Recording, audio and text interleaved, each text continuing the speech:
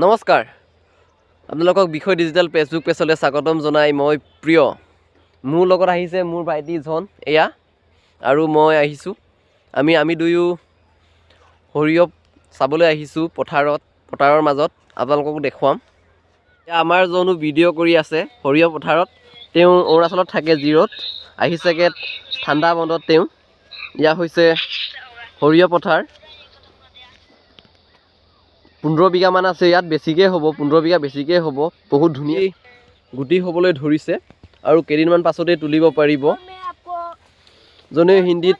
blog বনাই আছে তেওঁ অৰুণাচলত থাকে এইভাবে তেওঁ ইমান অসমীয়া নেজানে তেওঁ হিন্দী জানে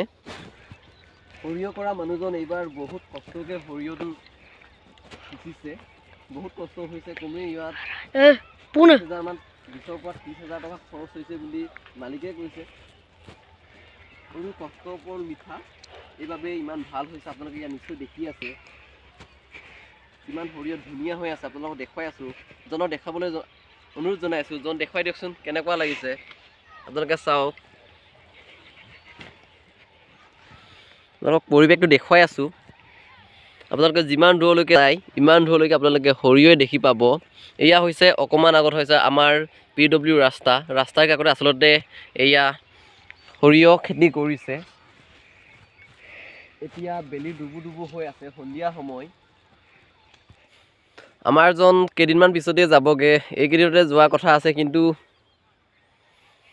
তেওঁ যাব বিচৰা নাই মোৰ লগত থাকি এইভাবে তেওঁ যোৱাগে নাই আৰু দুদিনমান থাকিব বোলে তাৰপিছত তাই যাবগে স্কুল খুলিবলৈ তাৰ সময় হৈ গৈছে এডমিশ্যন হৈ আছে আৰু 3 দিনমান পিছতে তেওঁ যাবগে বাৰু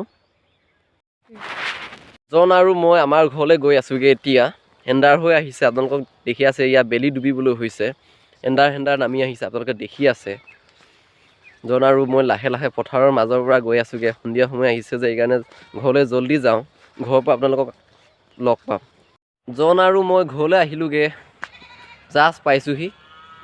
এতিয়া ভিডিঅ'টো ইমানতে সামৰণি মাৰিছোঁ